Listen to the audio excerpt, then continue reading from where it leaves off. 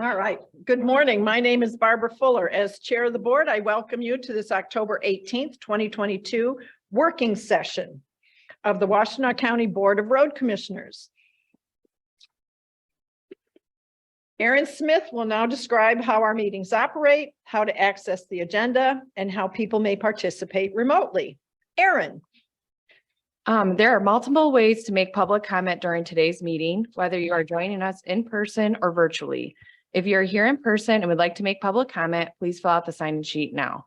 If you're joining us virtually, we will ask you to virtually raise your hand at the appropriate time in the agenda.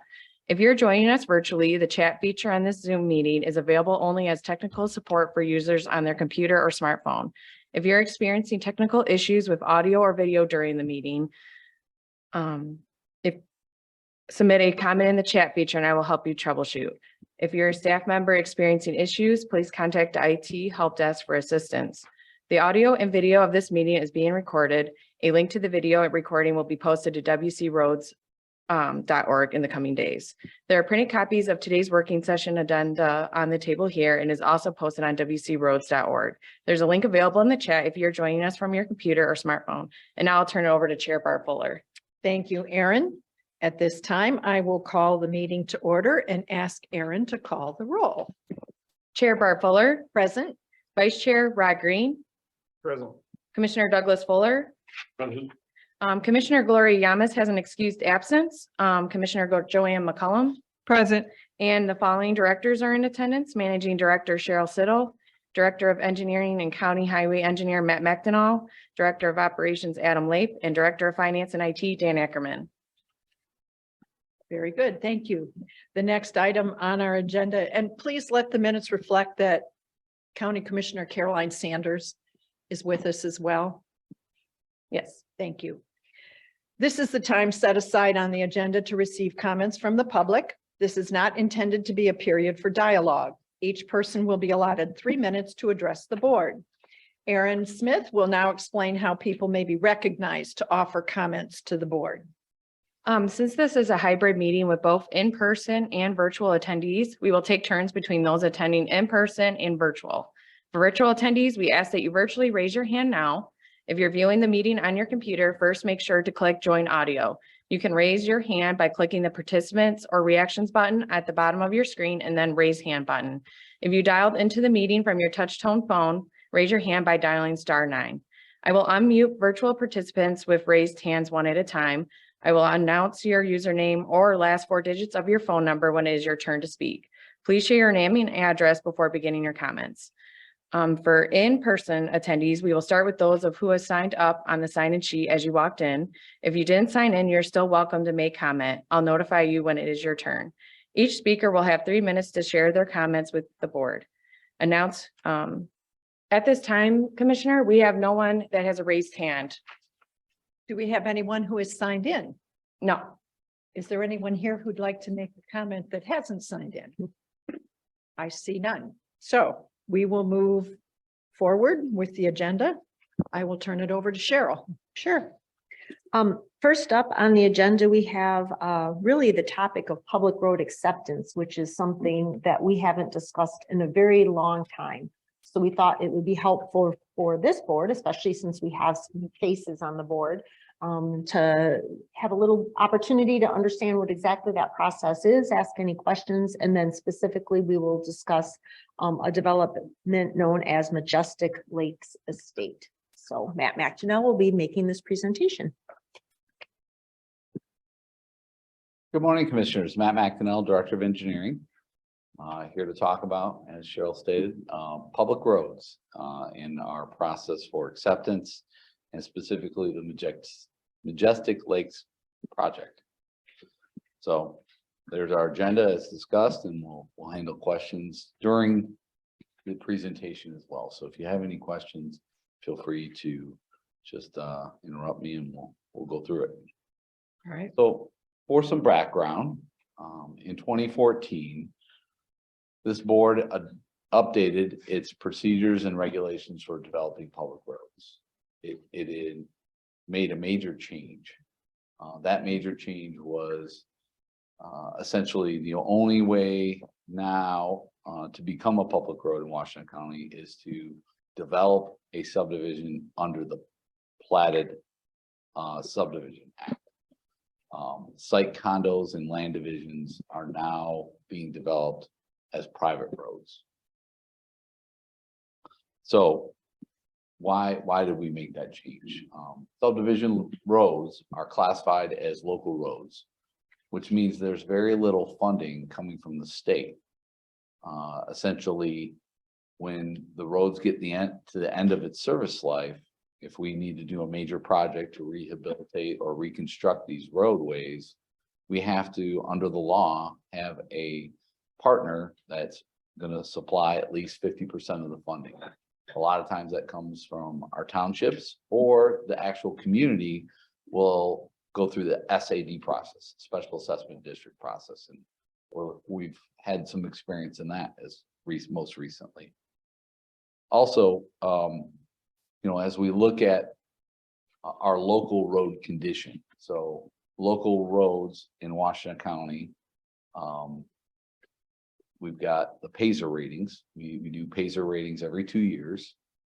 And a good majority of these local roads reside in our subdivisions. So local paved roads in our subdivisions kind of gives you a feel for the condition of where we're at. You can see the trend is not a good one. And it's really a reflection on a couple of things.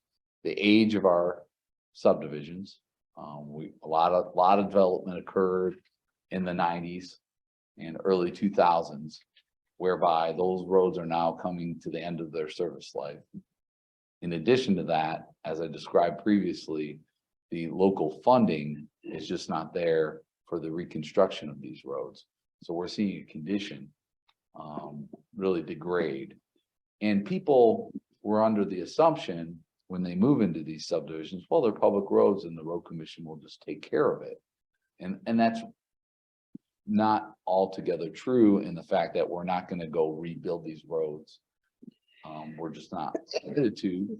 Plus, as part of our legal obligation, we have to have a partner. So yes, we do take care of them. We'll do winter maintenance. We'll do maintenance activities like pothole patching and drainage issues. We'll resolve those. But by and large, if it's a resurfacing or a reconstruction, we're looking for that partner. So that's part of the reason why that change was made in 2014. Now for subdivisions to become public roads, as I stated, it needs to be part of a plat, or there is also, much with a lot of things we do, an exception to the rule. A waiver could be granted by our board if it makes sense that proposed roads are deemed appropriate to be public roads by our board. Doesn't happen very often, but in this case of Majestic Lakes, we'll kind of explain how we got to where we're at. For the public road development, there's a process to go through. One of it's very closely aligned with the site plan process that the township goes through. It is the township that makes the land use decision. And then if it's a plat, and it's a subdivision with a platted subdivision, we will go through a process as well. We'll have a preliminary plan, which basically shows the basic layout of the subdivision, and the board would approve that preliminary plan if it meets our requirements. Staff would make that recommendation. The second step would be a little further along in the process, kind of like the final site plan for the township. For us, we call it a road and drainage plan. It's a detailed engineering plan, and that too would come to this board for approval. And as part of that road drainage plan, we would have an agreement for public road development where the developer enters into agreement with the road commission that they're going to build the roads in accordance to our specifications, that the developer is going to pay for the cost of doing these roads. And once they're constructed and completed and inspected by us, we would accept those roads as certified public roads. So the the vast majority of roads, new roadways, that we have been seeing since our change have been developed as private roads as part of the site, condo, and land division. However, there are a couple of projects out there that were in the process of being developed as public roads, that are yet to be accepted. Majestic Lakes is one of two projects. And were Any- those initiated pre-20, our change in 2014? Is that Correct. why they're still That's correct. in the mix? Okay, In the works. okay. Yep. So any questions on public road development? And I will say that we're legally obligated under the law to accept roads that go through the platted subdivision process. So that wasn't an option not to. So. Commissioner Green. Oh, I'm sorry. I No, didn't that's see fine, that. right? When you say a platted subdivision, Mhm. what do you mean by that? A basic site plan, or what do you mean by that? So a plat is a process whereby land is developed. A platted subdivision requires three sign-offs: the sign-off of a township, the sign-off of a road commission, and the sign-off of the water resource or drain commission. And that's a statutory Yes, process. it's a statutory process. So there's an act, public act for platted land development. There's also a act for site condominium development. Typically, site condominium development is a much faster process. And so a lot of developers or developments since I'd say the early 90s have really shifted to site condos. And you'll hear that terminology quite often when you tune into your local planning commission meetings. The other one is there's a public act for land division. So you can divide up land and develop it as well. And oftentimes they'll have to build a roadway for access for that land division.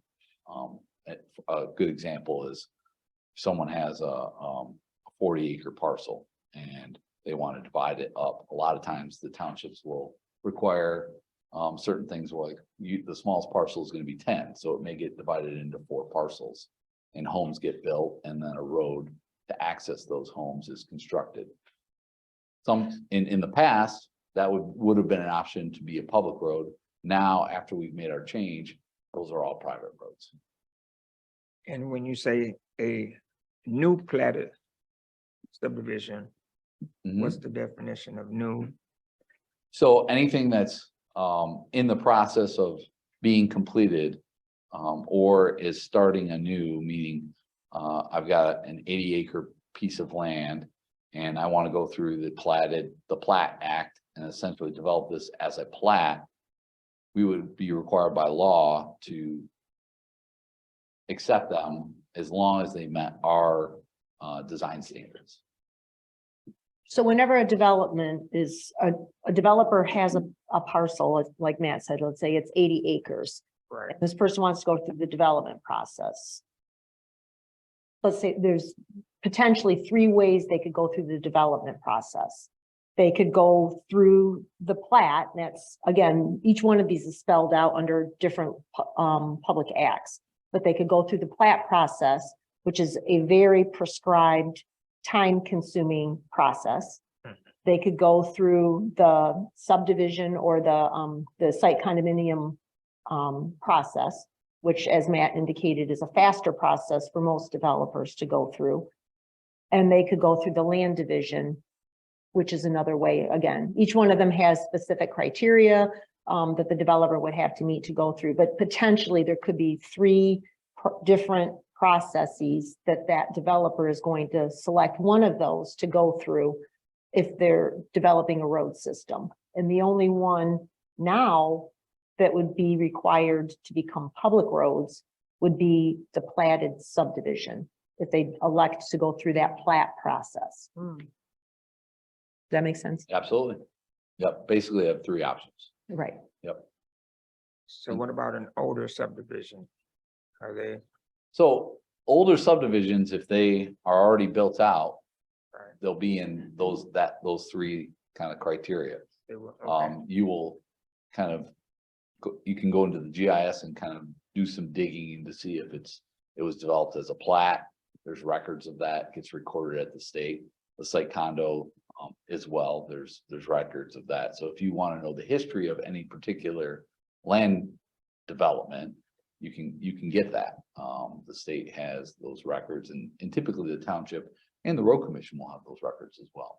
If they're private roads, we probably won't, but if they are public roads, yes, indeed, we will have those records. of Right, and if they How went they through, became. and if they went through the process and became publicly accepted, like we were doing quite a bit back in the nineties, then they're already public roads. This does not change anything that has already been accepted into the public road system. Okay, We just had a couple of developments that were partway through the development process when we made our change in 2014. And Majestic Lakes is one, and we have another one that's hanging out there as well. Yep, thank you. you bet. Commissioner Doug Fuller. What's the other thing hanging out there? It's a platted subdivision in Pittsfield Township. Oh, I believe it's Rolling Hills Estates. Rolling Hills Estates Oh, subdivision number 3. It was developed, constructed, and then there are no homes on it. But it's out there.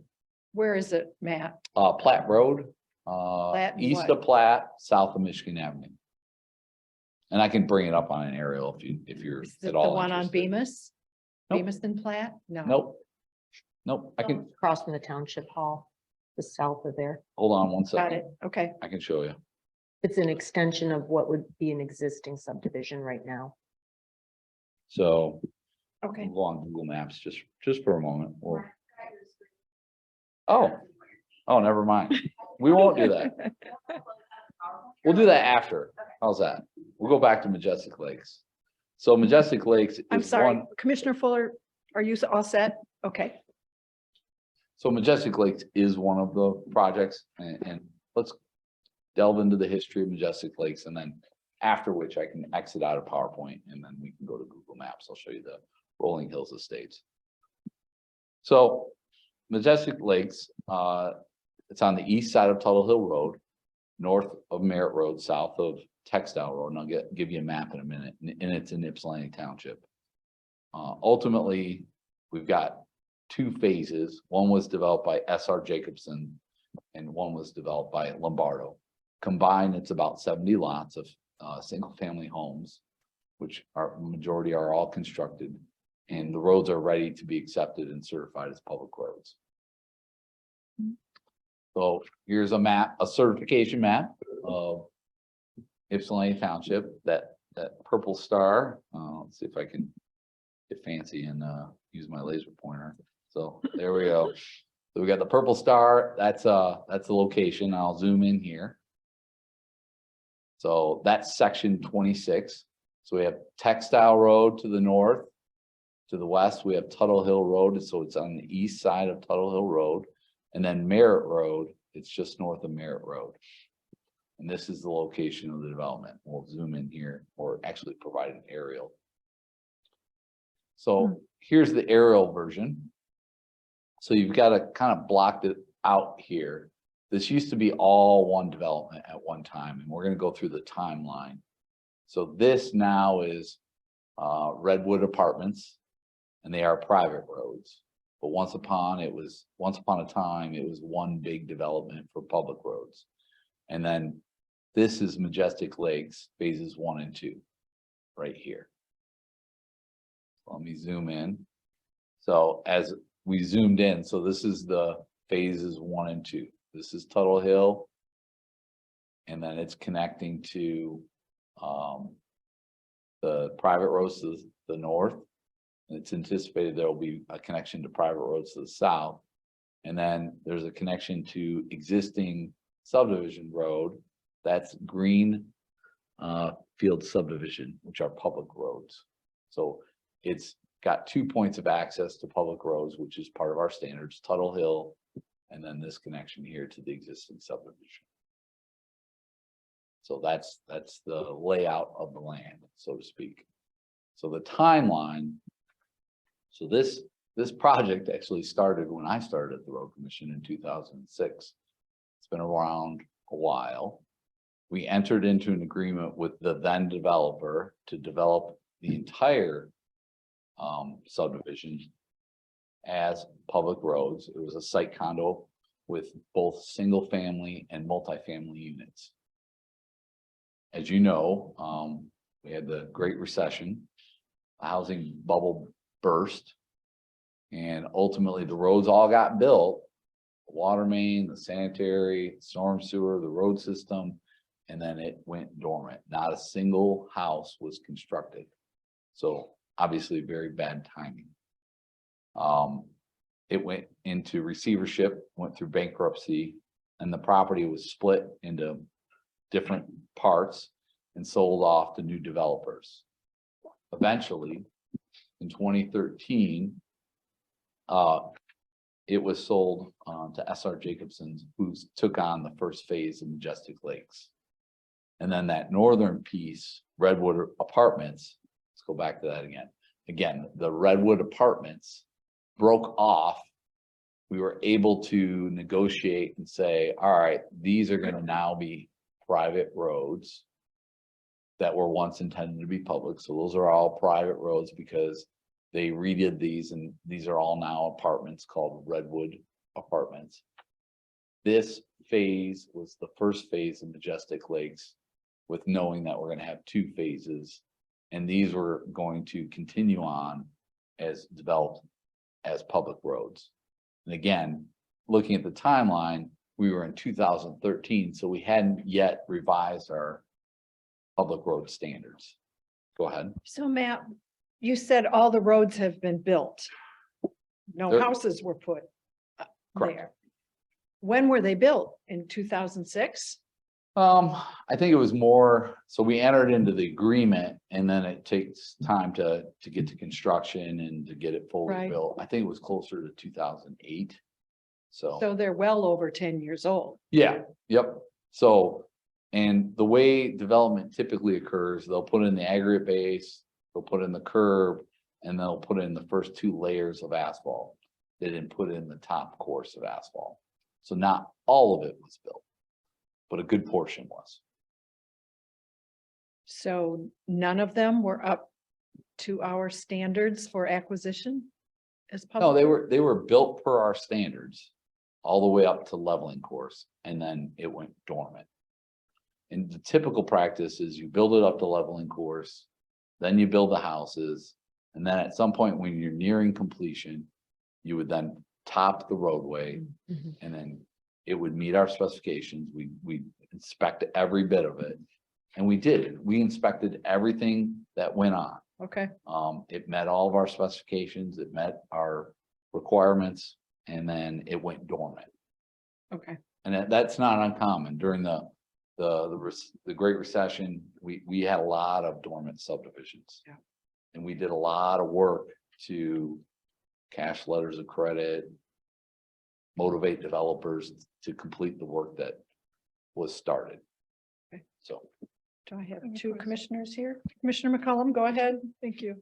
So the public road development agreement for Lakewood South Side condos, single and multifamily units. Does that mean that all of them are condos? So the entire development, everything, all these three pieces combined Mhm. was developed as a site condo. What is that? Does that mean that each unit is a condo or? Nope, it just depends on the site condo master deed language. You can have one owner, which is the case of this, where they own and then they rent out individual units. Mhm. Okay, this is a site condominium. Now, the term condominium, everybody kind of gets a little confused about. Site condo land development is different than condominium living, Oh. you know, where you're an owner of the actual residence, but then you're in a shared community for infrastructure typically. So little different. Okay. These Thanks. are single family homes but the land was developed as a site condominium. Okay. Yeah, So, it's it- just it the is very process. If confusing. you drove into that neighborhood, you would have no idea whether you were in a platted subdivision or you're in a site condominium development. They're single family homes and to the eye, they look the same. It's just the development process. And the And plan- there's some in the ownership on what you own and those types of things is Mhm. on the master deed as well. But Mm, to the naked eye, they look the same. Okay. in the planning world, they reference like a home as a single family unit. So the single family home or units, multifamily units are typically referred to as the traditional condominium. But when you hear the multifamily, that's kind of like the condos, but now multifamily developments, like this one in particular, are all rentals. So it's kind of interesting, Mm. the way the market's changing. Commissioner Green, you had a Yes, question. thank you. Mhm. So Nautical Point is consists of mainly private roads, Correct. And This just- portion right? is all private roads and it was broken off from the old Lakewood South development. And they said, all right, it's still one big site condo, but we're breaking off this portion. It's gonna be private roads and we're gonna develop it as multifamily rentals. Can you help me understand the distinction between private and public roads? Yes, so that distinction is if it's on our certification maps and we have accepted them as public roads, those are public roads which we will maintain at a certain level. We'll do the snow plowing, pothole patching, but again, when it comes to the end of service life or major resurfacing or reconstruction projects, we have to have a partner. So we don't take on that responsibility from a financial standpoint, but oftentimes we'll be the one doing the work or contracting that work to happen. But we need either a special assessment district or a township to help fund those improvements. But The right of way is ours. If it's public, we have that right of way as well. So any utility work, anything that would be going on in the public road right of way, all of that would need to be done under permit. So we would have jurisdiction over the roadway and that those rights of way are ours. Whereas when they're private, is all they would need is potentially a permit to connect to the public road. But then what takes place on those roads with respect to maintenance or utilities or anything, they're somebody else's responsibility, not ours. yeah, we have no jurisdiction. And if the road exists on Google Earth, but it doesn't appear on our certification map, that means it's a private road. Thank you. Yep, and we don't receive funding for it. That's Most it. importantly. Commissioner Doug Fuller. Matt, at the risk of belaboring a dead horse here, the southwest corner indicated on this map that you're showing right now. Yeah, right. This big, Yeah, that piece right there, yep, would appear like it's vacant land at this point. yeah, at one time it was graded and shaped as part of the Creekside development on the south side of Merritt Road. Okay, It too went dormant and hasn't come back yet. It's come back during the planning process, but none of the roads got constructed. It got graded and shaped, but nothing got built. who So owns it? I don't know who owns it now. I believe Lombardo was the applicant most recently. Most recently, Lombardo was the applicant, but they haven't got any approvals from the township. And all signs indicate they are going to develop that as a site condo, so those roads would be private. So no roads. Did they put in water, sewer, the Nope, connections? none of it. Nothing. Yep, it just balanced some earth. And interesting enough, I believe the ones south of there, wasn't that developed as a plat? At one time? Yeah, so that one was developed as a plat and at the preliminary plat actually looked at this parcel to be inclusive. But since then, they're looking at a site condo. Commissioner McCollum. Yeah, on my maps She's As a- looking at her phone. Yeah, Yep, it looks like they have roads. yeah, they're not there. I did So the same thing. what will happen is when a project goes through the planning process, sometimes our GIS folks get a little ahead of themselves. They're so efficient. They are. We love They them do. for it. So they got approved at some level as kind of that preliminary plat. Hmm. So the line work ended up in GIS, which then went to Google. And you look at your phone and you're like, there are roads out there. Yeah. And That's why we covered them up with a great box. quite important note is when you drive out there are no roads. Yes. Yeah, because if I were to map that and go out there, I'm like, what Yeah. happened? Yeah, Mhm. you'd say, what? Don't drive it, Joanne. Unless you have four-wheel drive. I encourage you all to get out there and take a look at the lay of the land, because it'll give you a better sense of things. But we thought it was important to talk about this at a working session prior to taking up the road acceptance. So anyway, going back to our timeline. So in 2013, Majestic Lakes Phase 1 got developed. We entered into a new agreement with the new developer. Basically reaffirming that those within that boundary of Phase 1 would be developed as public roads. And also everything north of there for the apartments would be private. We actually had to go through and extinguish our easements that had already been approved. So there was a lot of work and a lot of legal hoops to jump through to get that all squared away. So then they went through the process of building those homes and getting it to a point where, you know, they can start that home construction with that new developer. And then in 2014, as described previously, we then changed our public road standards to exclude site condos. But in 2015, the second phase of Majestic Lakes, so this phase, so we approved this, we got rid of the north part, and then in 2015, the second phase came before us as, hey, we would like to continue developing these as public roads. Phase 1's actually reliant on Phase 2 for their second point of access. So we recommended, with all the history here, we're going to grant them a waiver. And you can move forward with developing Phase 2 as you previously intended as public roads.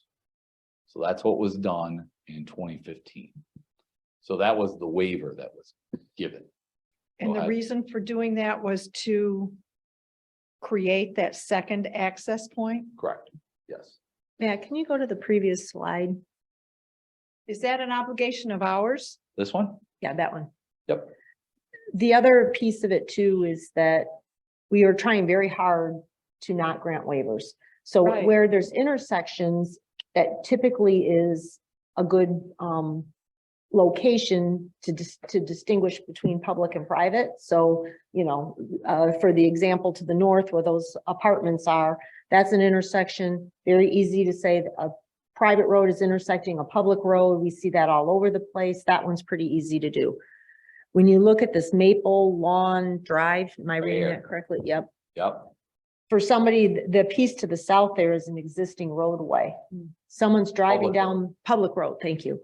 Someone's driving down the road, all of a sudden it turns private as they're driving. That doesn't really make a lot of sense. It doesn't make sense to the motoring public. It doesn't make sense to our folks who are trying to maintain these roads. It's hard to tell where one stops and the other one starts. So this was an example, as Matt said, we need 2 points of, or they need 2 points of access. Plus, just from a logistics standpoint, this isn't making sense in the middle of the road to distinguish between public and private. So this is one of the very few and rare examples of where we would say, okay, that makes sense. This should remain as a public roads. Yeah, it was always intended to as well. Correct. It was always intended to. Phase 1, which is the light shading that I'm circling here. is dependent on phase two, which is the dark shading, to get that second connection to what is an existing neighborhood with public roads already. So that's why for all those reasons, the waiver was granted. Now, just because the waiver was granted, they still had to go through that preliminary plan approval, road and drainage plan approval, approvals at the township and the municipality and YCUA. And then eventually we got to the point in 2019 where we entered into the agreement for development of those roads in phase two. They got constructed. And now we are ready, or the developer has met all of its obligations. We are ready to certify these as public roads. We anticipate that coming to the board this November. So with all this history, we wanted to kind of go through it with you because it's a little different. And this is, like I said, one of two projects that are out there. And at this time, So you don't believe it sets a precedent that's gonna be a problem going forward? well, this board has already entered into agreement. Mhm. If we don't accept these, we'd be breaching that agreement. Got it. Okay. So it's not a matter, the waiver has already been given. We've already entered into agreements with both SR Jacobson and Lombardo saying, if we build them to your standards, we're gonna accept them. So if we don't accept them, it'll be a different problem. And I don't think that the board is setting a precedent here. I mean, there's a handful of these, like we said, there's this one, there's the other one, that are out there because they were somewhere in the mix and the way the road systems were being developed, it just made sense for the board to grant those waivers. But for the most part, new developments are coming in. For example, that gray box that we were just looking at, those points of access they make sense for them to be private. And then moving forward, they'll just be going through their own development process with the township and then ultimately just connecting and getting permit to connect into the public road system. I don't know what's up for, I'll go this I think we way did because the I same went that time. way the last time. Commissioner Green? Did I hear you correctly to say that if we didn't accept them, it would be a breach of contract? Correct. Okay, We would be not fulfilling our part of the agreement. that's right. Okay, thank you. Commissioner McCollum? Yeah, how much does this add to our total roads in the county? So I think it's a little over a mile of roads. Yeah. Yeah, it's not much. It's not a big. 1.7. Closer to, okay, thank you. Gary.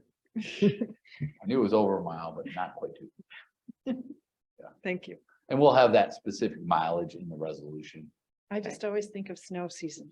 The other, yeah, exactly. Well, It isn't gonna make any significant difference in who gets plowed at what point in time. We're not talking about that much distance.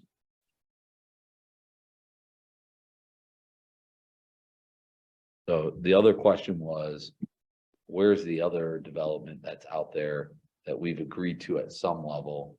And it's a platted subdivision. And there are homes on it. But we have not accepted them. So this is the Rolling Hills Meadow. So this phase here has not been accepted, but it is a platted subdivision. And my guess is at some point when this land gets development to the east and seeks an access connection to Textile Road, which has been talked about for many years, then at some level we'll deal with that development. Now that being a platted subdivision, that's in our standards. It was approved at some level much a longer time ago. When they ask the question, we'll have to go through some due diligence, but I would expect that same thing would happen. We would bring that before the board once it met our requirements and propose that it be accepted as public roads. So that's the other location. Other than that, Everything else is being developed as essentially site condos. Anyway. With that, any other questions? I don't see any. Okay, very good. Thank you for the time today. And as Matt said, we expect that and it really is dependent upon the developer stating that they are ready for acceptance, and we've done that final inspection and they've met all the administrative items, but we expect that this will be before the board, certainly this year, if not next month. Thank you. Thank you, sir. Thank you.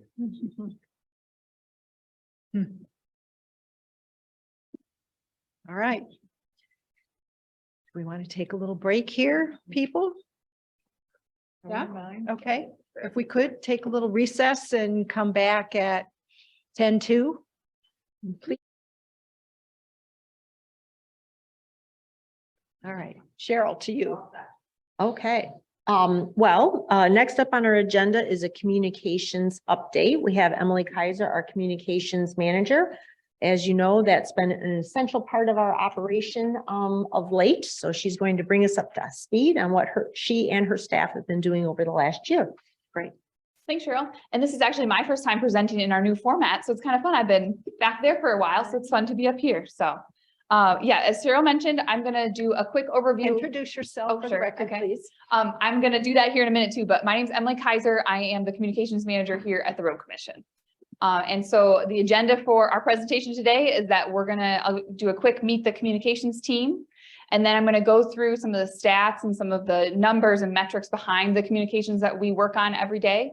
And then I'm going to do a quick snapshot on our construction season communications as a whole, just to kind of get a feel for that, since that's been a big focus of ours over the last couple of months in particular. So first, the communications team. So our newest member of our team, her name is Emma, and she's our new communications associate. This week is her 4th week here at the Road Commission. This position was formerly filled by Callie Lawrence, who is now our permits clerk. And so we hired Emma at the end of September, and she's doing a great job so far. Again, her title is communications associate, and she sits right in off the lobby here on this side of the building. So she is responsible for a couple different things, and we're working on getting her up to speed on these. So she helps manage customer service, which we're going to talk about today. And that includes phones, radio, email, etc. when we're interacting with the public. She also is going to be the lead contact for day-to-day construction related communications, which again, we'll talk about what that means. She's also going to be helping me with social media, and we're starting to get her trained up on that. And then she is the point person and kind of the traffic police on claims. And so we'll talk a little bit about third-party claims, but when we get damage claims to the Road Commission, Emma is learning the process of making sure that that is all going according to the processes that we have in place. So kind of keeping a tracker on that. So that's Emma. Our next member of our team is Erin, who's in the back here. Erin her title is office coordinator. And so there's a couple things that she is responsible for, and she's doing a great job as well. She also, along with Emma, they are sharing primarily the responsibility of customer service, that frontline person that someone talks to when they contact the Road Commission. So that means, again, phones, radio, email on a day-to-day basis. She's also the board secretary, so you all work with Erin very closely.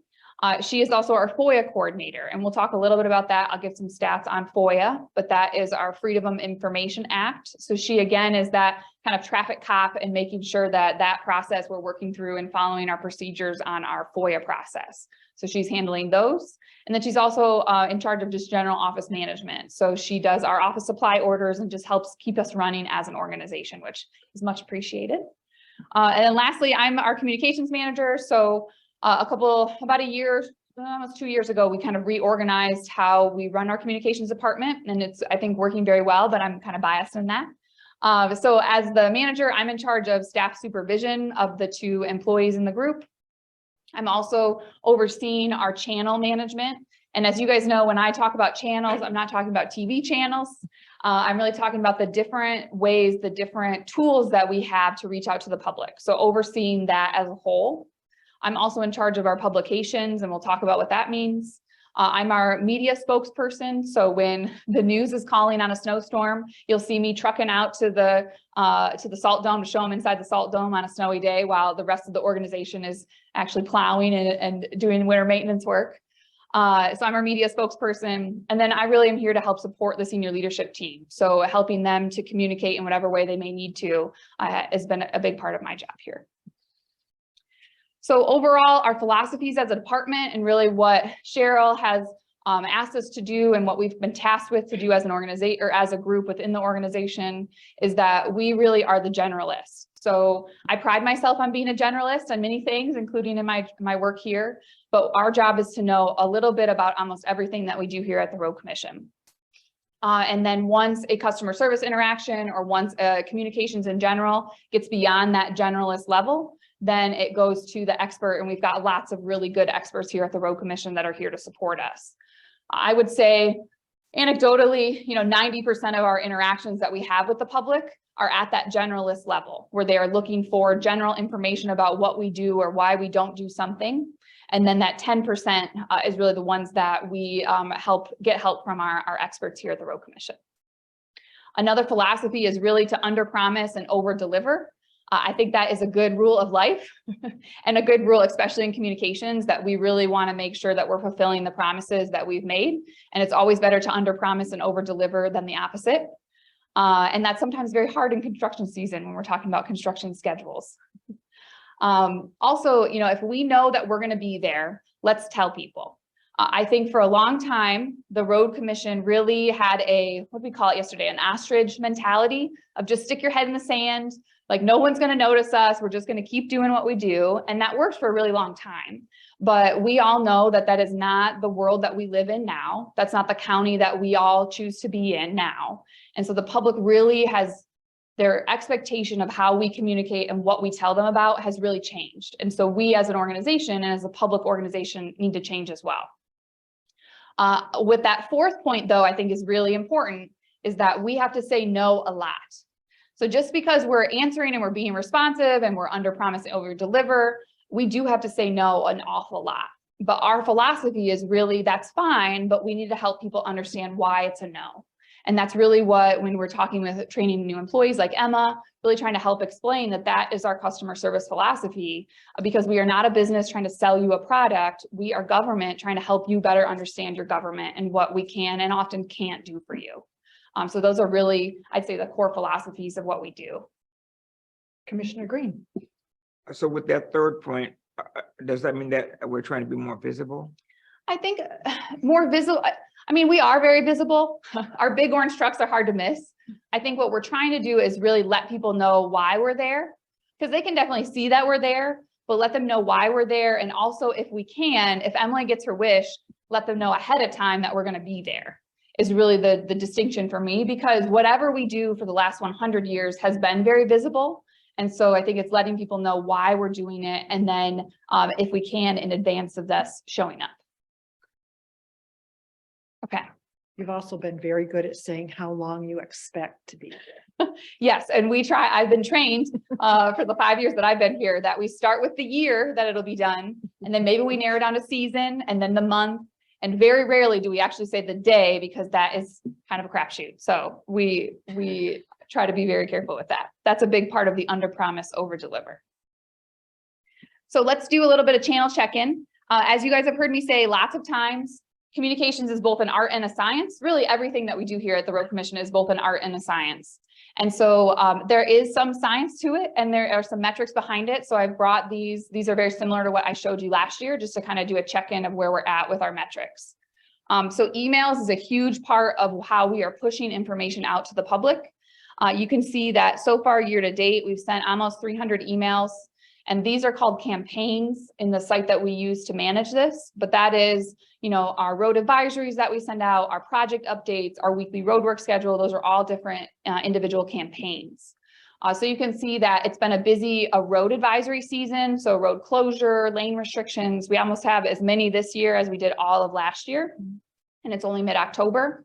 Project updates, we have a few smaller, we have a lot of projects, but they've been a little bit smaller than last year. So we have a few less project updates so far this year, but there's still some. We're working on some today.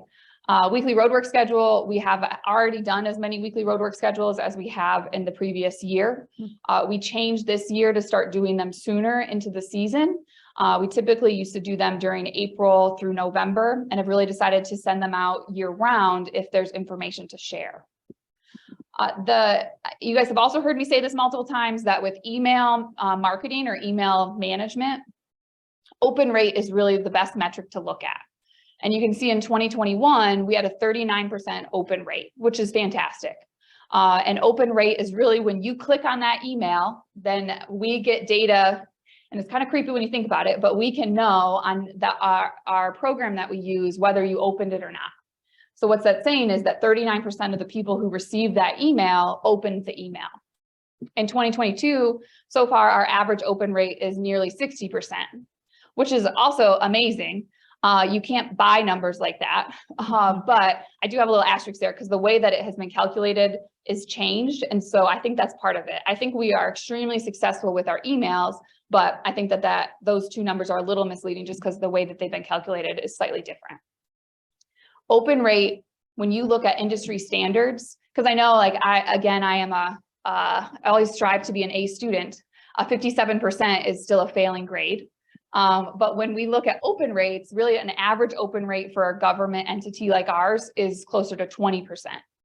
So the fact that we are getting 40% and almost 60% open rates in some of our emails is really saying that we are getting the right information to the people who care about it. And so that's a big metric for me when I'm looking at that. Any questions about email marketing? So that suggests that the public is interacting with this on a large scale. Yep, so they are opening the emails that we are sending, is what the open rate is saying. I don't know if you've read them. That's another creepy stat that I don't have. Yeah, go ahead. Question being, to whom do these emails go? Are these subscribers only, or do we have this huge universe of people that we blast every time with every So message? it's a little bit of both. And so what we have is on our website, we allow anyone, any member of the public to subscribe to receive updates. And they can tell us what they want to know about. So if they only want to receive updates about Sharon Township, road work going on in Sharon Township, then they will only get emails about road work in Sharon Township.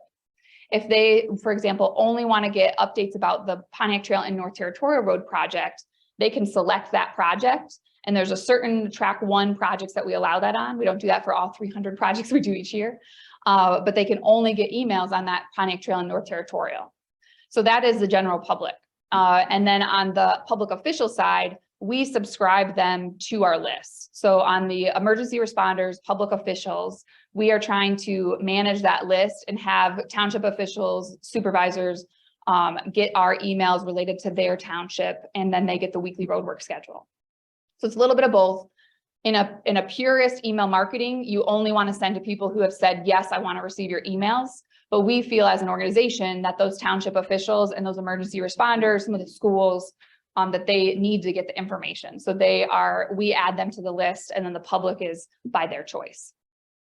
And if I've signed up for a specific project, when that project is concluded, am I then purged and I don't? So what would happen is you get a final project update. So we send out a final project update. We usually include a drone photo if we have one, if the project isn't too close to an airport. And so we send that out and say, thank you for subscribing. This will be the last update of this project. If you want to get additional emails from us, here's how you can update your subscription. And also please fill out this communication survey. And then I've got some survey results I'll show you in this presentation. But yeah, that's how we do it. It's not just a straight purge. We ask them if they want to. But if they've told me that they only want to receive that project update, I'm not going to violate that trust and just force them to be on the other list. Okay. Yeah. Any other email questions? Okay. So then let's talk a little bit about social media, which is another important channel of ours. So year to date, we have about 7,600 Facebook followers on the Road Commission's page, and our annual reach is about 260,000. And our average monthly reach is just over 20,000. I like to tell myself when I'm looking at these statistics too, that Mark Zuckerberg likes to mess with all of us in social media management. So the algorithm of however Facebook is getting content in front of viewers, they have total control over that. And so these are a number to consider, but they've also made it, traditionally, Facebook continues to make it harder for brands like ours to get in front of individual users without paying for it, because that is their business model. And they've also, if you've noticed, gotten a lot of flack for the way that their channel operates. So I am not a computer programmer, I'm not a Facebook programmer, but in general, my understanding is that they're making it harder for people like us to reach our audiences. And so again, these metrics are just another number to kind of consider, but I wouldn't celebrate or be too sad about these numbers at all. So and a fun fact, I look back, when I started in 2017, we had just over 1,600 Facebook followers. So we've had a lot of growth on our Facebook page in the last 5 years or so. So it's been an interesting journey. Let's see. So when we talk about Twitter is another platform that we are updating pretty frequently. So it's a much smaller audience. You can see though, it's about 2,000 followers, and then our reach is much smaller on Twitter as well. The website that we have, wcroads.org, is a huge piece of content and is a huge labor of love on behalf of the communications department or the communications section. So you can see here, these are just some analytics pulled from Google for our website. And so again, these are numbers to just kind of keep in mind. So far year to date, we've had about 65,000 users attend or go to our website, and about almost 500,000 page views, a little less than that. Every year, our current projects map that we have on our website and our weekly roadwork schedule is typically the most visited page. Fun fact though, this year, and this will make Matt laugh and the project manager will be no surprise, the Pontiac Trail and North Territorial Road roundabout had almost 30,000 views by itself. So that was a big project and the public was very interested in that one. I think the detour map for that one had 60,000 some views on it, which is unheard of for our detour maps. So people are definitely using our website. It's something that we are literally updating every day and that we work really hard to get to be as up to date as possible. So that's general numbers on our website. I've got a little bit of the next couple slides are demographics related to our website. Again, I would take these with a grain of salt. These are related to the demographics that Google can pull from someone. And so it's not necessarily a complete picture, but I think it's a picture nonetheless. So you can see a general distribution of the age of our users in 2022. This is pretty similar to 2021.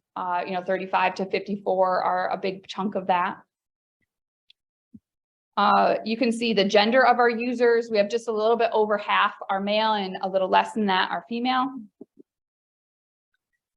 From a device standpoint, which I think this one is really interesting. So this is how someone is accessing our website. So last year it was closer to 50-50. Tablet is always pretty small, but desktop and mobile were much closer to 50-50. And now mobile, you can see, is almost 60%. So I think this trend will probably continue. And so that's something that when we are putting together new pages, I'm always checking to make sure what we do is also makes sense on like my phone or on it's called a responsive site. And so making sure that we're doing makes sense on here, just like it does on your computer. So I think that's a very interesting demographic to kind of keep watch on. Any website questions before I dive into SeeClickFix? No? Okay. So WCRC Fix It is our branded version of a program called SeeClickFix, which is our request management system. So you can see that our pandemic snooze or our pandemic pause is over. We now have had in 2022 already more requests opened than we did in all of 2021. And that I know is way more than we had in 2020.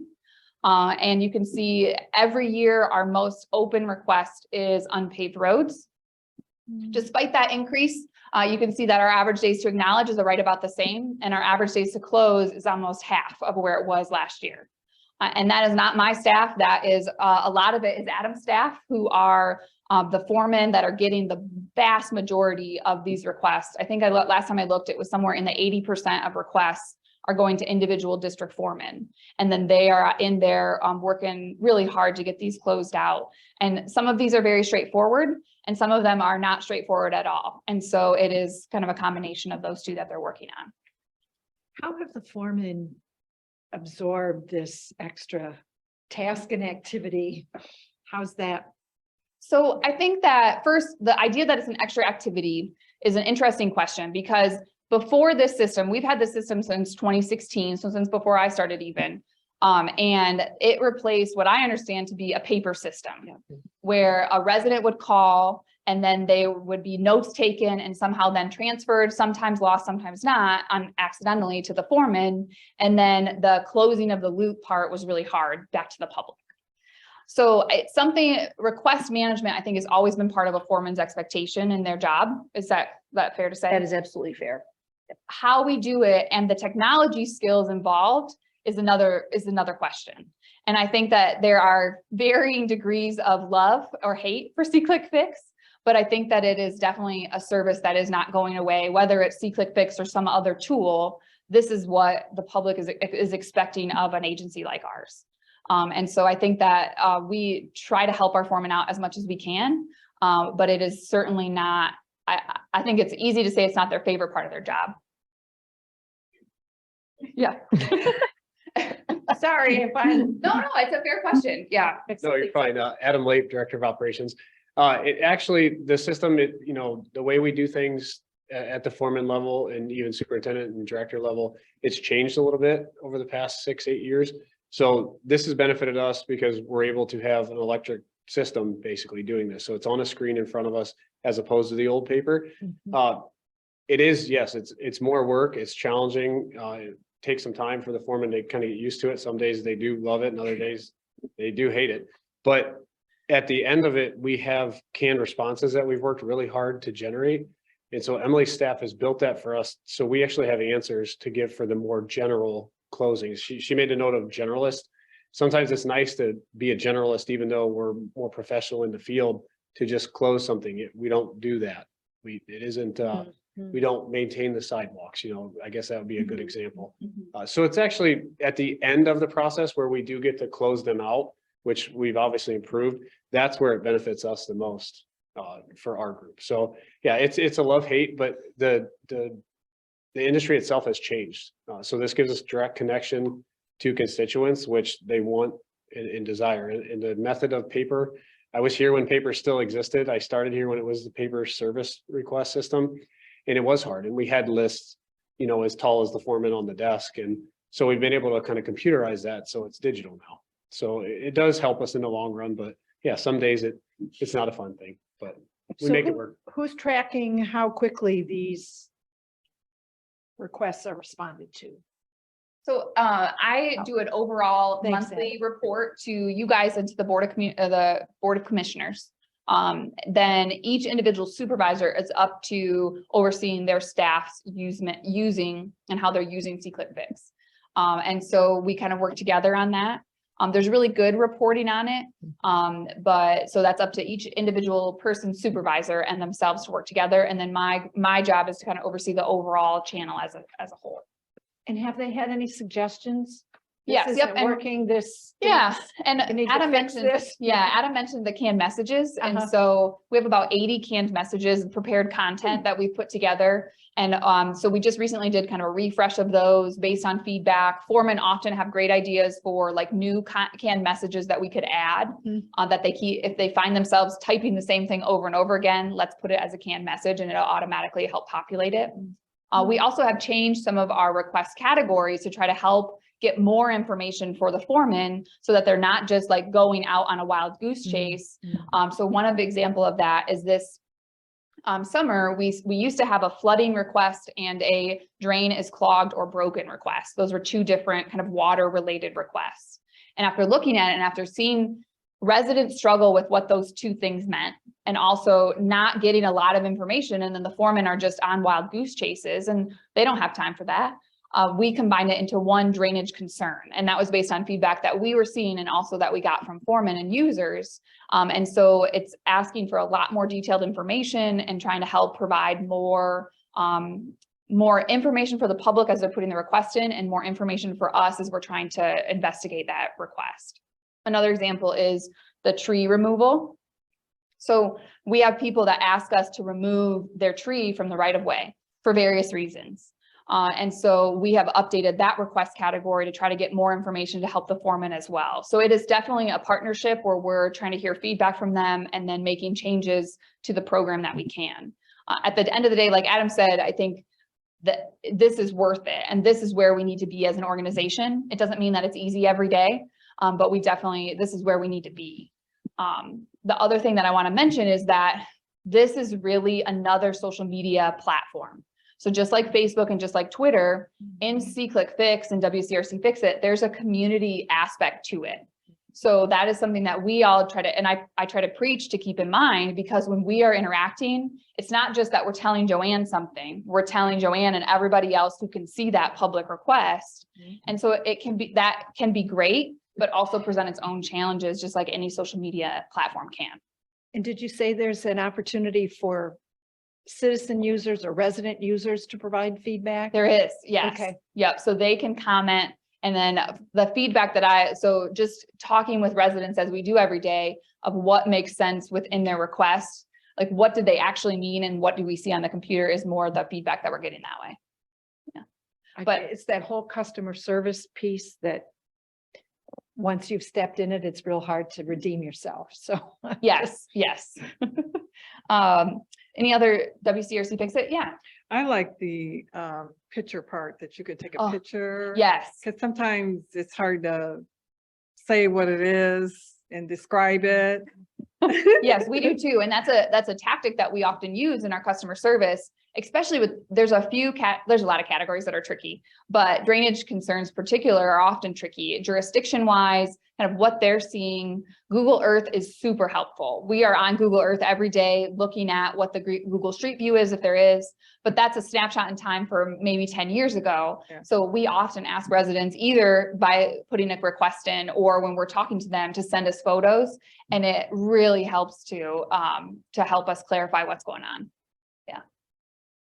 Commissioner Green. Were there many requests for pothole fixtures or? Yes, pothole, I think typically, and I don't have this number, I can pull it, but typically unpaved roads are our most common request category, as you can see here. And then right below that is potholes. So between potholes and unpaved roads, that's a big chunk of the requests we get every year. That's very good closure rate. Yeah, yeah, it is. Yeah, we've been working very hard at that. And like I said, that is not me. That is all the users here. We have about 40 employees that are involved with SeeClickFix in some way. And this is going back to one of the basic tenets that you talked about from communications, but also as an organization, is we unfortunately do say no a lot, but this is another mechanism, another tool to be able to say, we've heard you, and be able to give them a response as to why maybe we can, but often we can't do something, but at least we're closing the loop. So now we don't have a resident out there getting super frustrated because we're not doing something, and yet we know we're not going to do it because it's not a service that we provide. So this is just another way of being able to say, no, but here's the reason why. And with the canned messages, that's been a lot easier of a task, and it helps us give consistent messaging as well. Yeah, and the average days to close is a really important stat to look at. I think for us, we really focus on the average days to acknowledge, because there's a lot of these requests that come in that I mentioned, a lot of them are tricky, that it is not going to get closed out in a couple of days. It's not a pothole that you can just go and patch. It's a request for speed humps, and that, you guys know, that involves an entire process and could take months or years.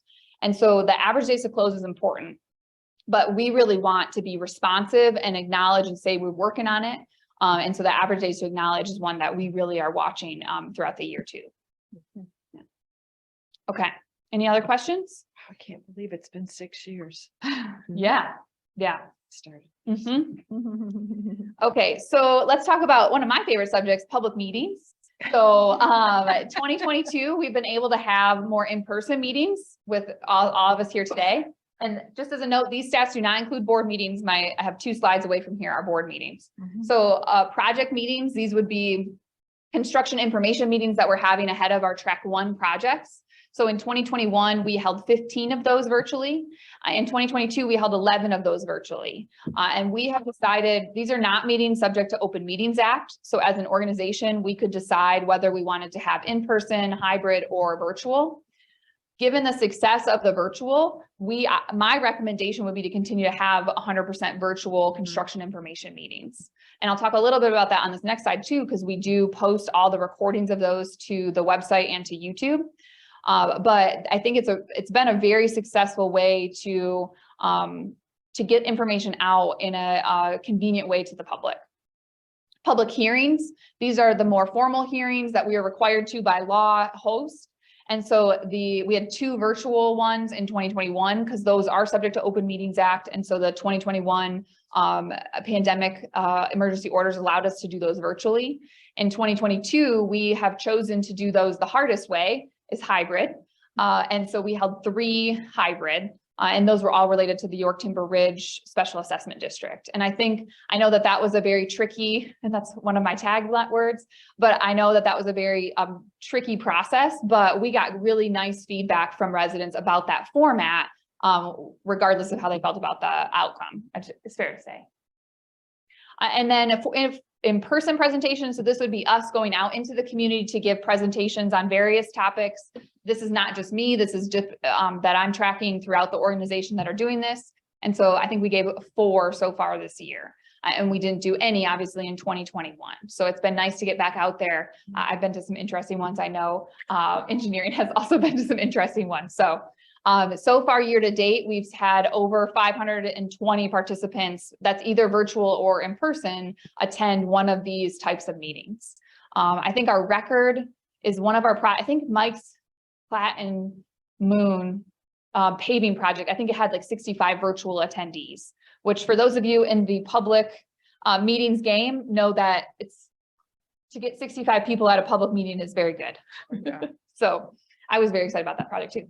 Commissioner McCollum. Yeah, I like how even if you're not there when it's happening, you can still comment and ask questions and they will answer them. So you must have some sort of alert or something. Yeah, we do. Yeah. Yep. So, and that's a great segue. So YouTube is another channel that we have at the Road Commission. And so just general stats, in 2021, we posted 56 videos. These are board meetings, working sessions, project information meetings, general, when we did that Roads Funding 101, those types of meetings, those were all posted to our YouTube channel. And you can see year to date in 2022, we've posted 40.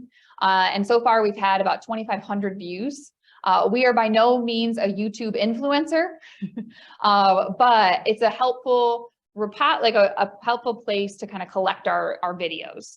A good example of that is to Commissioner McCollum's point, with these project meetings, we hold them virtually. We generally hold them around the lunch hour, knowing that that isn't the perfect time for everybody, but it seems to be working for a lot of people. But then we post it to the project page, we email out to any subscribers, and then we post it to YouTube.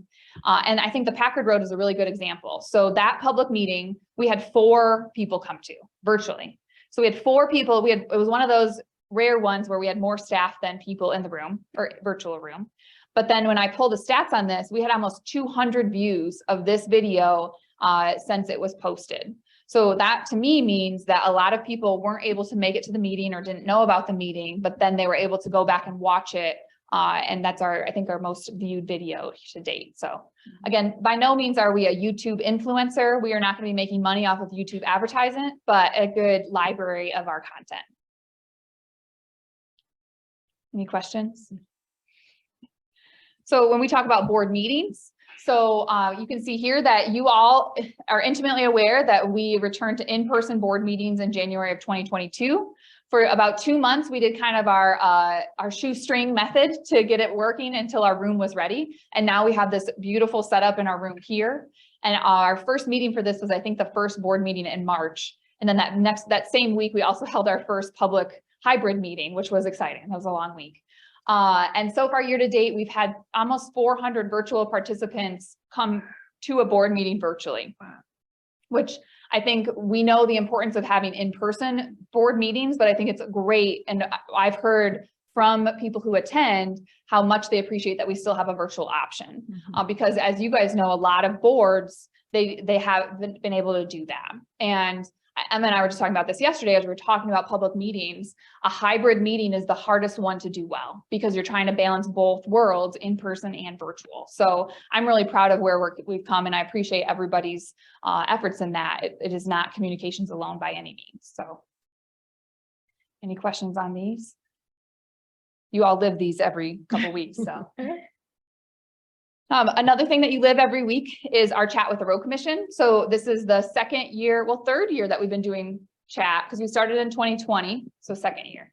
Pre-pandemic, Third because year. we had them in We person. did, we started initially like in January of 2020 was when we launched Chat with the Road Commission in person. And that lasted about 2 months.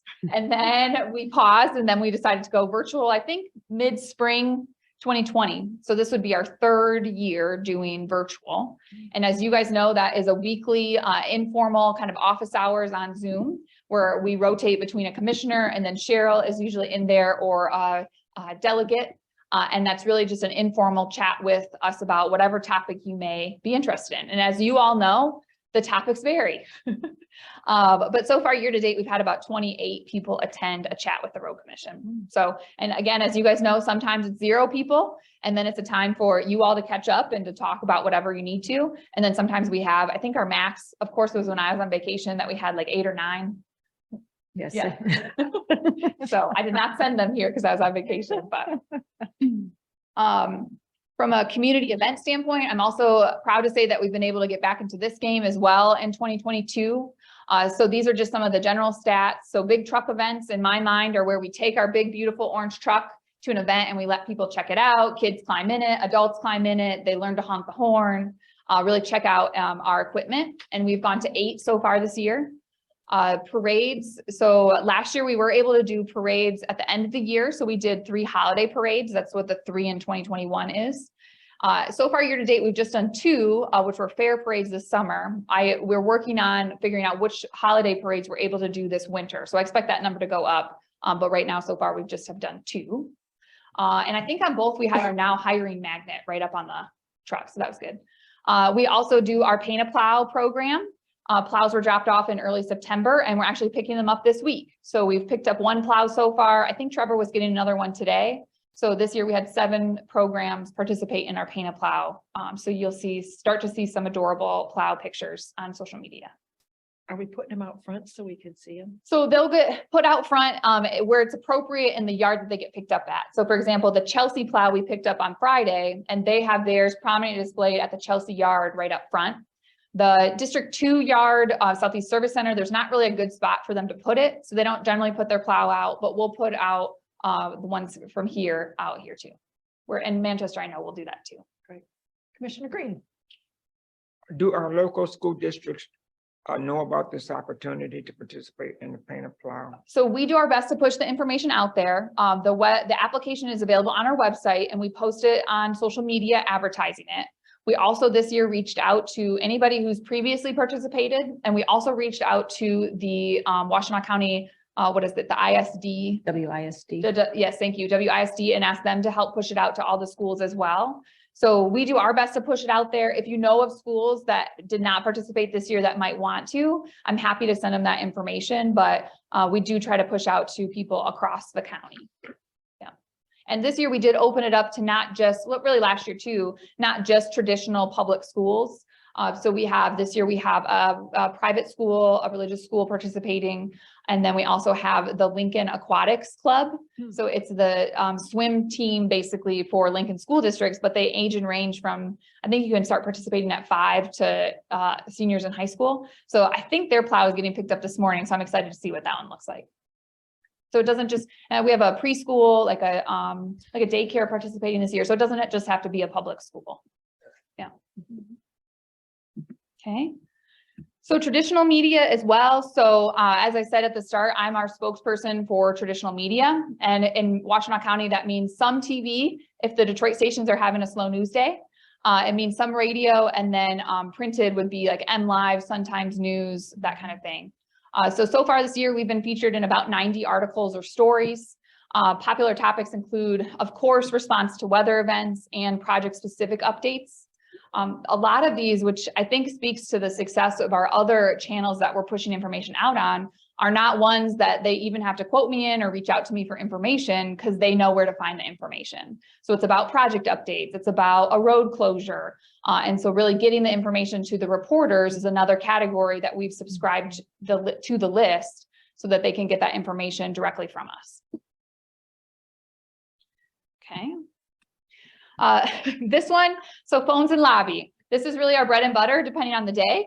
There will be days where we are answering nonstop phone calls, and then there are days where we are doing other things too, in addition to answering phone calls. So trying to capture stats to share with you all on this is not as straightforward as I would like it to be. But as I mentioned, my team is responsible for answering the main phone line of the Road Commission. So when someone calls the Road Commission's general number, they're going to talk to Emma or to Aaron, or if they're really tricky, then they may talk to me. So we switched to the Teams phone system in 2022.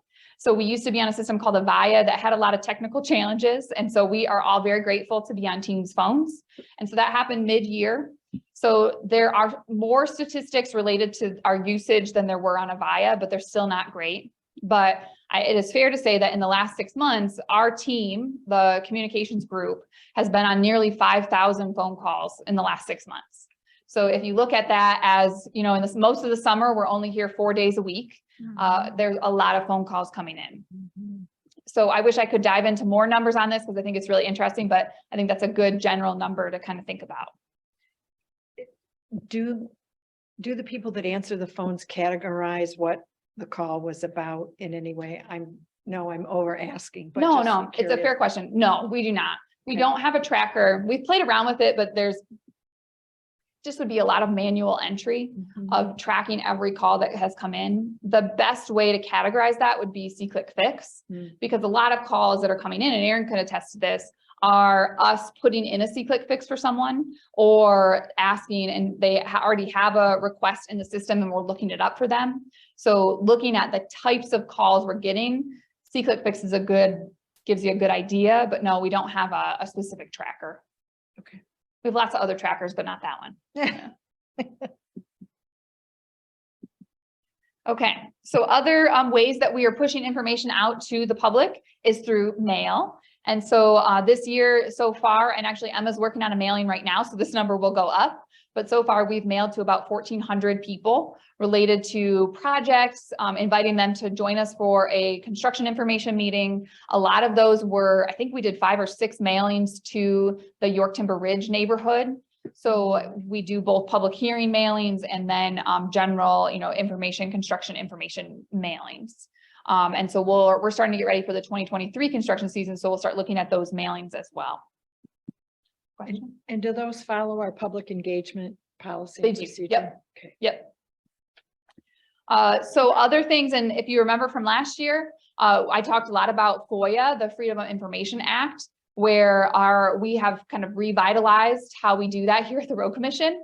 And I'm not sure if these numbers have doubled because we revitalized it, or it's good that we did it, so we were well prepared for an increase. I'm not sure which is which. I think it's kind of the chicken or the egg. But you can see year to date, we've received 82 requests. Almost all of those are closed within the 5-day window, 5 business day window. We've only had 3 that we've required to ask for that 10-day extension.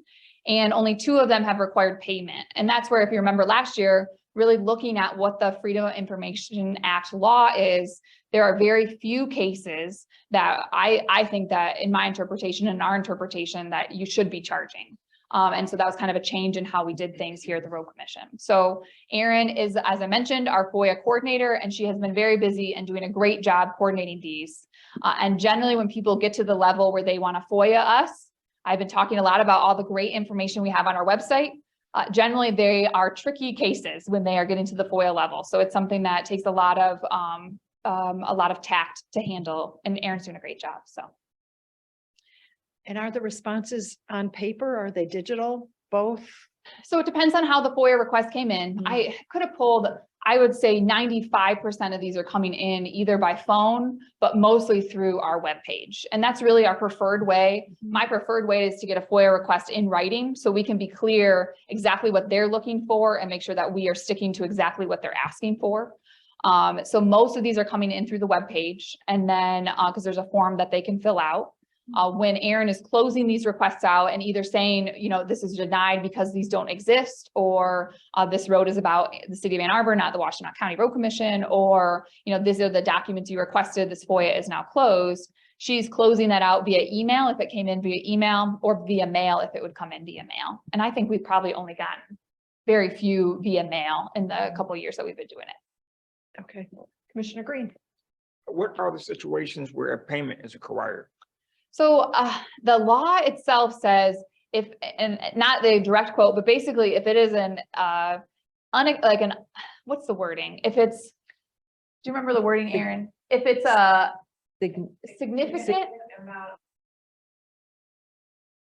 Yeah, so basically if it's an unreasonable amount of time, then we have the ability to charge. And we also have the ability to require a 50% deposit before we even start the work. And so what would happen is we are reading these, and generally if we think it's going to require payment or a time extension, those are often go hand in hand because it's a particularly tricky one, or there is some type of legal concern, or there's already some type of lawyers are already involved. And so it's something that takes us a little bit more time to manage. Another example where payment may be required is if someone were to request, I want all the correspondence between January 1st and July 25th of 2022 from Barb to whoever. I mean, that is a request that could come in, and then it's our job to pull that information, but also it's our job to go through every single one of those communications to make sure it's not subject to attorney-client privilege, or it's not subject to whatever exemption there may be. And so the staff time for that type of really broad request may require payment depending on what it was. And how much authority do we have if a request is obviously unreasonable, like they're asking for something going back maybe 5 to 10 years? So it depends on the document. So per FOIA, if we have the document and it's not exempt under a couple of the different exemptions, we are required to provide it. But we also are required and should be following our records retention policy. So if we no longer, per our records retention policy, have whatever they have asked, we are not obligated to create it. We are not, like, if we don't have the document anymore, we don't have to require, or we don't have to provide it. And so that's where those are the tricky ones where if it really gets complicated, we'll get our legal counsel involved to make sure that we are following FOIA to the greatest extent. I would say most of the ones that come in very broad are people that are unfamiliar with the FOIA process or really how we do business at the Road Commission. And we try to feel those out and help that person, if we know what they're really looking for, help them to understand what they need to ask for.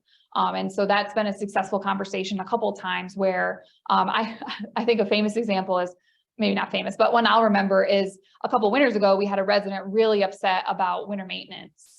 And he felt like we had forgotten his road. And so he requested all documentation related to winter over the last 5 years. And as Adam would attest, that his eyes get real big. That is a huge request, and that would require significant staff time. And so he's already angry, right? He's already upset. And so trying to kind of manage that situation and get him to really narrow down to what he's looking for would avoid trying to send us on a wild goose chase. So we try to kind of toe that line, but also if they request it, then we have to provide it if we have it. So it's like I said, it takes a lot of tact to handle the FOIA request. Okay. So another thing that we get ourselves involved with is reports. So as I mentioned, primarily these are my wheelhouse is reporting. So we work with finance and all the other departments to help put together the budget. You'll see our budget documents here in a couple weeks. Staff reports. So Aaron works really hard and is actually working on some new formatting. Hopefully you notice that in the board packet this time. But really trying to help make our staff reporting to you guys and to the community more easily understood. And I think more aesthetically pleasing as well.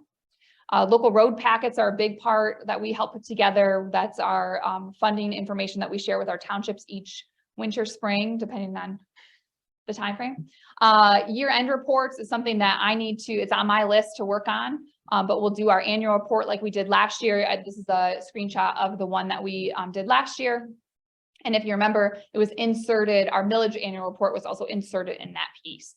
So what I'm thinking is something very similar to this, obviously with updated statistics and updated photos, but we really liked how that format turned out. So those are the reports. Okay. So with that, that's really kind of my summary of our different content channels. And then I wanted to just spend a minute or two to talk briefly about construction season. So as we've been kind of talking about throughout this presentation, and I think Commissioner Fuller, you asked about our community engagement procedure. So our construction communications are guided by both our community engagement policy that you all passed, what was that, 2018? Correct. And then our procedure that we developed for staff right after that was passed. And so it's really a team effort between communications, the project managers in both Matt and in Adam's areas, and then the actual project inspectors that are out in the field and often are the ones interacting the most with the public once the project has started. This year, we had 16 track one projects that we were communicating for. And track one projects are, our community engagement policy or our community engagement procedure has track one projects, track two, and track three. Track one get the full red carpet, and there are roundabouts, there are significant road resurfacing, road reconstruction, there are big higher impact projects. So this year we had 16 of them to work on throughout the year. So it's been a busy construction season. And I have my next slide here is I just have some feedback that we received about that process. We could talk all day about our construction communications process, but I'm sure that unless you have questions that you don't want to do that. But just to kind of give you an idea of what kind of feedback we get. So these are some stats that we get from some answers we're getting back from that end of project survey. So this is one saying that, everybody on this survey strongly agreed that we were providing helpful information in those project email updates. Overall, how would you rate the communication of this project? Almost a 5-star rating from 40 people. This is from the Pontiac Trail and North Territorial Road project. This is just a general response. Zoom meeting was very informative and helpful in understanding what's gonna be happening. I'd attend any that were offered. Big fan there. This one, I think you're doing a great job letting us know all the projects throughout the county. I really appreciate it. I like this one a lot because this is from Facebook. And so she says, I might not always like the project. This person does not like roundabouts, but I appreciate how good you are updating Facebook and your website. And to me, that is the biggest compliment as a communications manager, because you don't have to like what I'm telling you, but at least you know the information.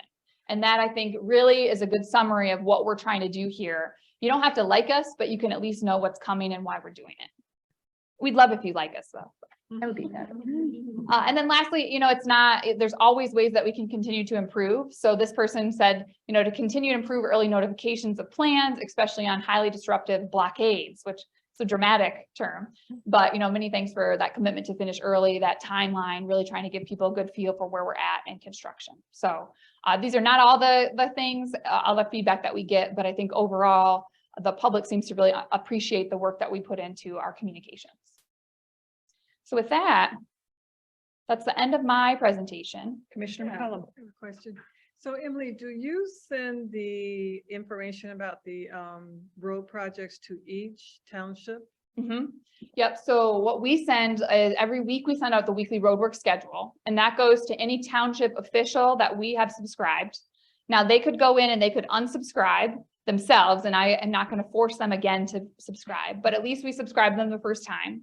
So they all get the weekly roadwork schedule, and then they would get an advisory about road work happening in their area. So we would do the weekly, and then if there's a project like, for example, Kavanaugh Lake Road in Sylvan Township, where it's going to be a closure, we would then send another advisory ahead of that closure saying, hey, this is happening.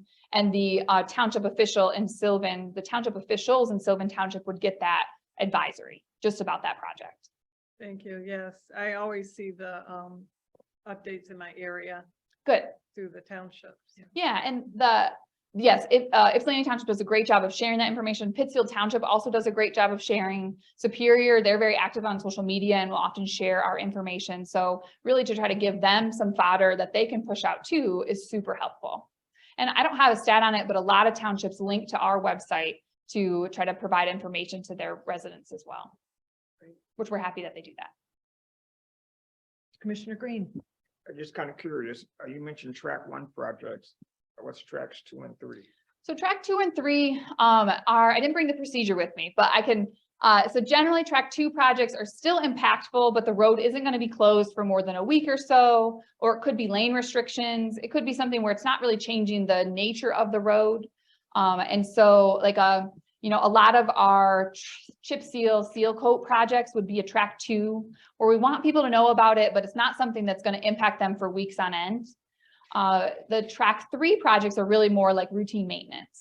And so a lot of the kind of permit work where they're putting in a left turn lane, that could be a track 2 or track 3, where it's not really us doing the work, but they're going to see it out there, or maybe it's shoulder work. So it just kind of depends what it is, but we spend a lot of time on those track 1s.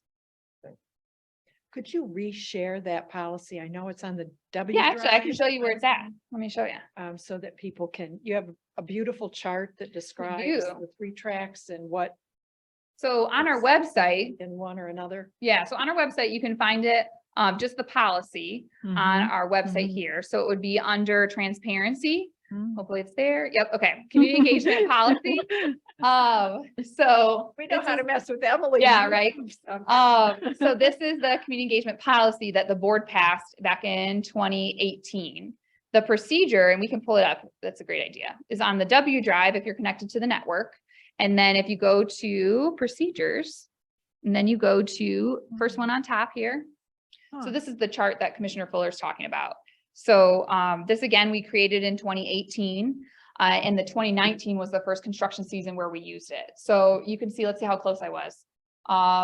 Track 2 would be road is closed more than a day, less than 2 weeks, emergency road repair, or other significant traffic impacts. So people will still notice it, but it's not impacting, like I said, for weeks on end. And then routine maintenance closed for less than a day, generally just rolling operations. A good example of that would be like dust control. So we recently started in the last year or so putting dust control on our weekly roadwork schedule. So people can see where we're working, but we aren't going to tell, we don't know which road we're going to be on at that exact hour because that's a rolling operation.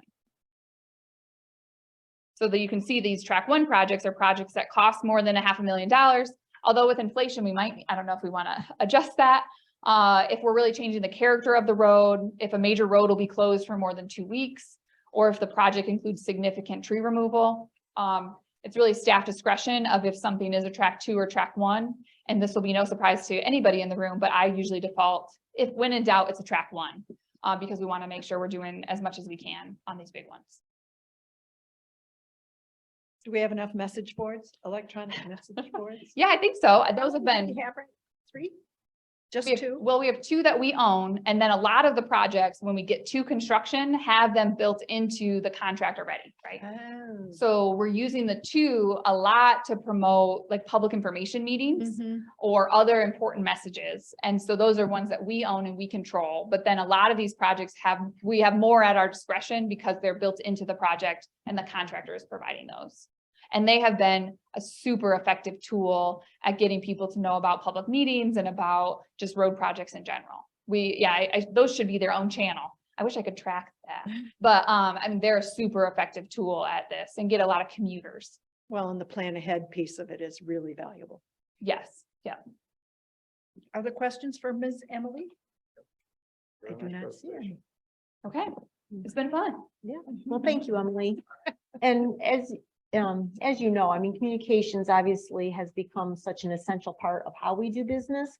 But I really do appreciate that Emily is continually monitoring that all the effort and work that we're putting into it, is it actually effective? And so those metrics, I think, are very interesting, and they're showing that, are we headed in the right direction, or do we need to adjust or adapt accordingly? Because a lot of work is going into it. We want to make sure that it's useful as well. Absolutely. All right. Commissioner Doug Fuller. Generalized question in terms of who wants to answer. How much does a portable message board cost? To buy or to rent? Buy. Outright, write a check. Ours are pretty old at this point, aren't they?